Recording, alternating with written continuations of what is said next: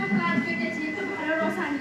স্ত্রী অন্নপূর্ণা করে রান্নাঘরে যাওয়া বসিয়া শীতকালে সকালবেলা নারীকে হ্যাঁ মা, কিছু বলছো? বলি আর কয়েকদিন পর তোর বিয়ে, বাড়িতে কত কাজ বলতো, আর তুই কিনা সেই সকাল থেকে বই নিয়ে পড়ে আছিস। মা, সামনে যে আমার পরীক্ষা, আমি ভালো করে পড়ে পরীক্ষা দিতে চাই মা। দেখ তো তোর পড়াশোনা করে আর কি করবি? বিয়ে দিব, দিয়ে সংসারে কাজকর্ম করবি, তাতে পড়াশোনা আমার কি দরকার? কিন্তু মা, এখন তো আমার খেলার বয়স। আমার বন্ধুরা বলে এখন ছোট বয়সে বিয়ে করতে নেই। ছাড় তো ওদের কথা। দেখ, আমিও তো তোর মতো ছোট বয়সে বিয়ে করে সংসারের হাল ধরেছি। সংসারের সমস্ত কাজকর্ম করে, সকলের সেবা যত্ন করে, এটাই তো মেয়েদের ধর্ম। তাতে আমার পড়াশোনার কি দরকার? মা, আমি এত ছোট বয়সে বিয়ে করে সংসার হতে চাই না মা।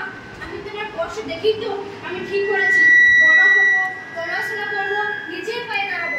দেখবি মা, আমরা সব কষ্ট দূর করে দেবো। শোন, ওসব বড় হওয়ার স্বপ্ন না আমাদের মতো গরিব মানুষদের নয়। তাই সময় থাকতে তোর বিয়ে দিয়ে দিচ্ছি।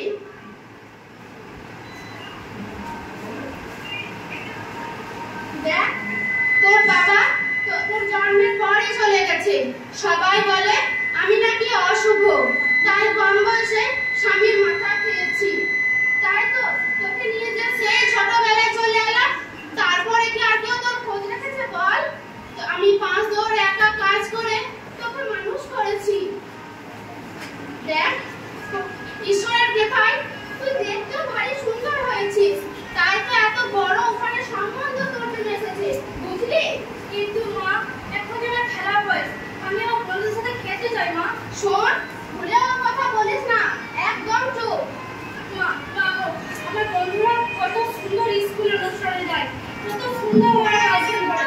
আমি ওদের মতো নাচতে চাই, ওদের মতো গাইতে চাই মা। খুব যা তো, ফালতু না বকে বাড়িতে যা কাজ আছে বাসনগুলো মেজে উনুনটা ধরিয়ে দে, এতেই তোর ভালো হবে। আমার আর ভালো লাগছে না। হে ঈশ্বর, আমি এখন যে কি করি? আমার পরীক্ষা নেওয়া কি হবে না? আমাকে পরীক্ষা নেওয়ার ব্যবস্থা করে দিন ম্যাম। হে ঈশ্বর, আমার এটা পথ দেখাও, আমাকে পথ দেখাও ঈশ্বর। সুপর্ণা, ও সুপর্ণা, কি হয়েছে ম্যাডাম? আচ্ছা, এতদিন পরে তো পরীক্ষা, এখনো পর্যন্ত পরীক্ষার জন্য অ্যাডমিট কার্ড আনতে যায়নি। আসলে না, আপনারা নাকি এই বয়সে ওর বিয়ে দিয়ে দিচ্ছেন? ম্যাম, আমি পরীক্ষা দিতে যাই ম্যাম। দয়া করে আমাকে পরীক্ষার ব্যবস্থা করে দিন ম্যাম। ম্যাডাম, দেখুন ম্যাম, আমার মেয়ে দেখছেন না কত বড় হয়ে গেছে। জন্মের পরে তোর বাবা নেই, আর এখন রাস্তাঘাটে মেয়েদের জন্য নানা বিপদ। আর তাছাড়া আমি একা কাজে সামলাবো বলুন তো?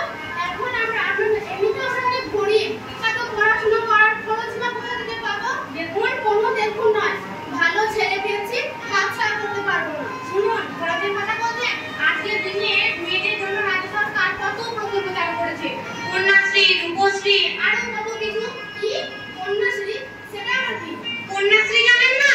আজকের দিনে মেয়েরা আর পরিবারের বোঝা নয়। মেয়েরা আজ রত্ন, মেয়েরা আজ স্ত্রী, মেয়েরা আজ সম্পদ, মেয়েরা আজ সাহস। হ্যাঁ মা, ম্যাম ঠিক বলেছে। প্লিজ আমার বিয়ে দিয়ে দিও না। আমি যে সবেমাত্র কন্যাশ্রী হয়েছি। এই দেখো, আমার ব্যাংক অ্যাকাউন্টে 1000 টাকা ঢুকেছে, আর প্রত্যেক বছরে 1000 টাকা ঢুকবে। আর জানো না, কন্যাশ্রী প্রকল্প রাজ্য সরকার 18 বছর পর বয়স হলে 25,000 টাকা দেবে। কি মজা বলো মা? আর কন্যাশ্রী ক্লাবে সেদিন বলছিল বিয়ে 18 বছর পর বিয়ে হলে কন্যাশ্রী রূপশ্রী প্রকল্পে আরো 25,000 টাকা দেবে। সব মিলিয়ে 50,000 টাকা। একদম বুঝেছেন? শুধু টাকা নয়, মেয়ের শারীরিক গঠন সম্পন্ন না হলে বিয়ের পর ওর শরীর ভেঙে যাবে, ও অসুস্থতায় ভুগবে। কিন্তু ওর তো বিয়ের সমস্ত ব্যবস্থা করে ফেলেছি। দেখুন, আপনি যদি এত বোঝানোর পরে না বুঝেন, তাহলে আমি কিন্তু আইনের ব্যবস্থা নেব। আর জানেন, চাইল্ড ম্যারেজ অ্যাক্ট 2006 অনুযায়ী বাল্য বিবাহ দণ্ডনীয় অপরাধ। এর জন্য আপনাদের দুজনেরই সশ্রম কারাদণ্ড হবে, আর 1 লাখ টাকা জরিমানা পর্যন্ত হতে পারে। তাহলে কি করবো ম্যাডাম? ওকে করতে দিন, ওকে সাহস দিন, দেখবেন ও একদিন সংসারের মুখ উজ্জ্বল করবে। হ্যাঁ ম্যাম, আপনি ঠিক